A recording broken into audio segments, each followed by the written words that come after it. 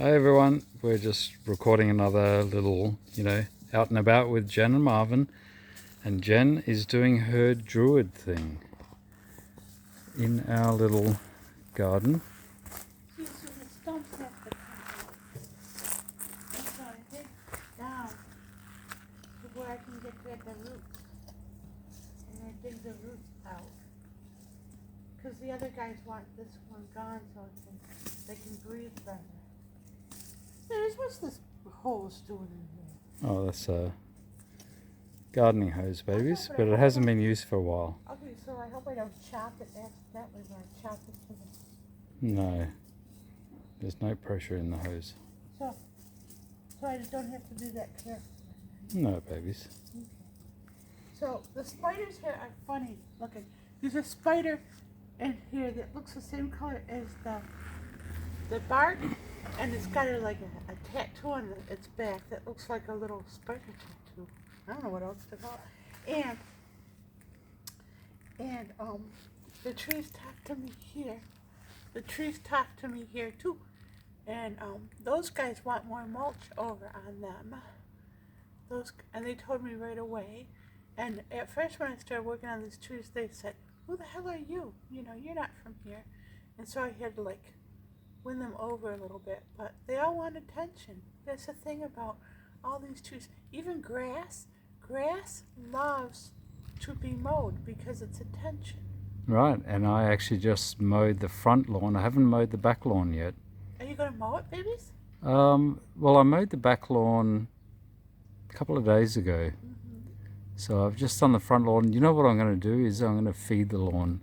Oh, babies. It needs feeding. The lawn gets fed more than I do, babies. Oh, babies, you're starving, and I'm Marvin. Yeah, exactly. So, anyways, I'm just taking out this, and I have this really heavy axe. Ooh. And Marvin doesn't think he knows. I don't think he knows what I'm going to do. I'm going to do that with it, and I'm going to take out this. So this isn't supposed to be as. This won't work for me. Oh, because you screw it. There's probably better ways to do this, but it's not about the fastest way. It's like a chance for me to get my hands in the dirt and in the trees and to share my love. And so what the adults told me, well, babies, our wasp family is doing really good over there. Yes, I know. The wasps are doing great. I know you were worried about them earlier because they weren't around, but they must have felt out of concern now they're coming back. Yes, babies. And babies? Mm-hmm. So the adults have said that wherever your home is your little swatch of the earth. And that you're the caretaker of that little swatch of earth. And you can take care of that little swatch as a caretaker for all of earth. That's a great way to think about it. Yes. So whatever little patch of earth you've got, take care of it. Mm-hmm. And I used to worry about buying stuff for the yard, like tchotchkes or flowers to put in it. And the adept said, and I was wondering if I was spending too much money, and the adept said there's no such thing. Pour as much love into the ground, and if it's by buying things, if that's your way of interpreting love, is by buying things for the yard, pour as much love and value into the yard as you can, because the earth is so depleted that anything that you put in your yard as love is just gobbled up. Except I don't think we need more weed killer. That's the only caveat. You don't need to spend a lot of money on weed killer. Well, so it's a double-edged sword here. So we get a lot of weeds coming up, Mm-hmm. and there's not that many options as to how to keep on top babies, of them. But I'm just telling you what the adepts just said right now. All right, babies, but if the adepts can give me another way of getting on top of all the weeds. I told you what to do. put little nails into all the little blades of grass. It's not like that, baby, and it's not going to work that way. All right, babies. Physically. There's a pretty bird up there. Thank you, babies. We got so many pretty birds here.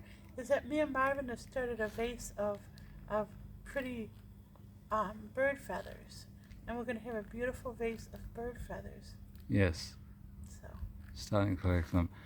Let me take the listener. Thank you, Jen. Thank you. You want to keep going? I'm going to just take everyone for a little bit of a walk around the garden. So we haven't done this before. This is a bit of a first. I haven't mowed this part of the garden, but there's kind of like a back, and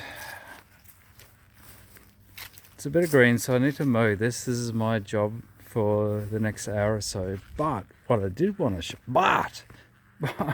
oh, there's that little compost heap.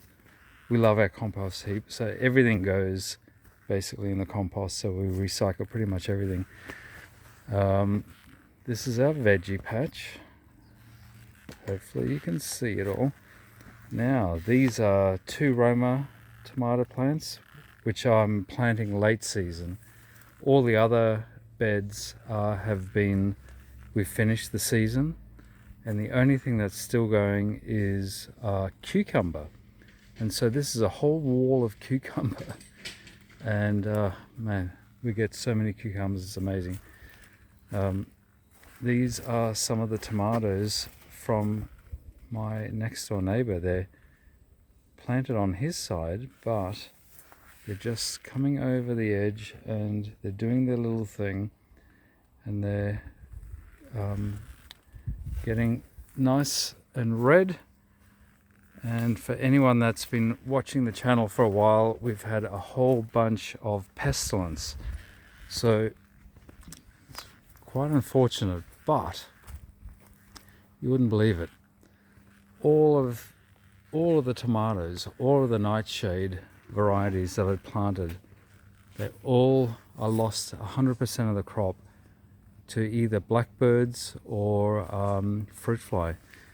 And it really killed the whole thing. It's just absolutely amazing. So we're gonna have to work something out next time. This is the valley that we're at. Maybe later, another day, I'll take a shot of looking over the valley from the balcony. But anyway, this is from the ground level. Hope you enjoyed it. Thank you all for watching, and bye for now.